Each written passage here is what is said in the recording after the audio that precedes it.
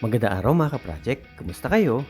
Habang naglilinis kami ng mga kalat dito sa kondo, nakita ko itong lumang USB desk fan ni Carl. Hmm, check ko nga kung nag-work pa siya mga ka-project. Gamit ang power bank, itry ko nga kung nag-work pa siya. Uy, mukhang sira na siya, ayaw niya na umandar. Ayun, nag-work siya, pero nawawala-wala yung power niya. Oh, mukhang yung wire ang sira nitong USB fan mga ka-project. Madali lang ayusin ito mga ka-project. Tara, baklasin na natin siya.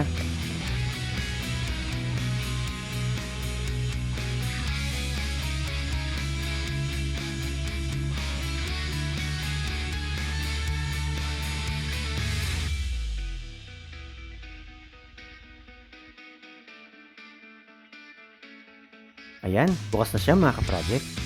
Oh, manipis kasi yung ginamit na wire kaya madaling masira. Buti na lang, meron ako natagong lumang USB cable na para sa printer. At ito ang gagamitin kong wire mga ka-project. Ayan oh, mas makapal yung wire at insulation niya. Putulin na natin yung dulo. At dahil medyo mahaba, putulan natin siya.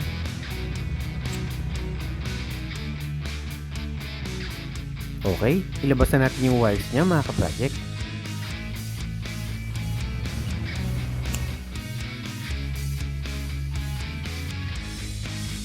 Ito na yung wires niya. At itong red at black wires ang gagamitin natin. Yan yung magiging source ng 5 volts power natin. Okay, putulin na natin yung lumang wire.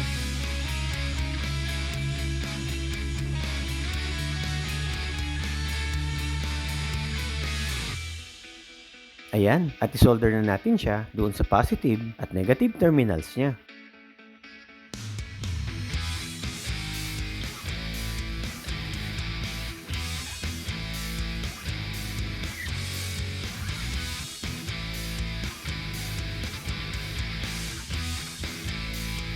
Okay, tapos na siya at buuin na natin siya ulit mga ka-project.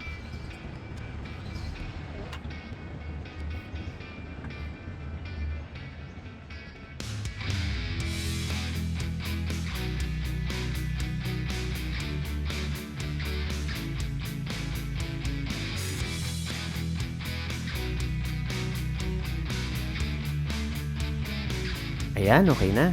Tapos, linisin na natin siya.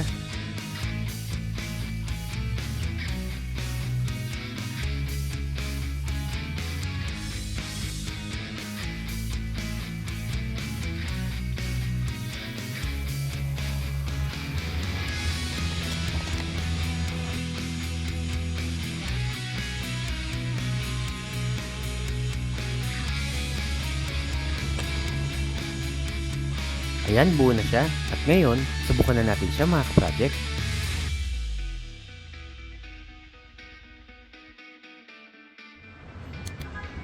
Ayun, one click lang at nag-work na siya. Ayos na siya mga ka-project. Pwede nang gamitin ulit.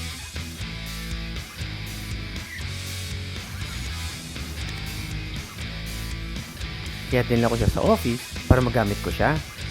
Para pagdating ko dito sa office galing inspection, meron ako agad magamit na electric fan. Ayan, ayos na. Resume na ulit sa work mga ka-project. Ayos. Madali lang siyang gawin, di ba?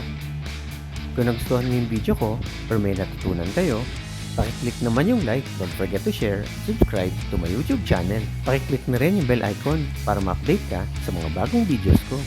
Hanggang dito lang mga ka-project. Maraming salamat.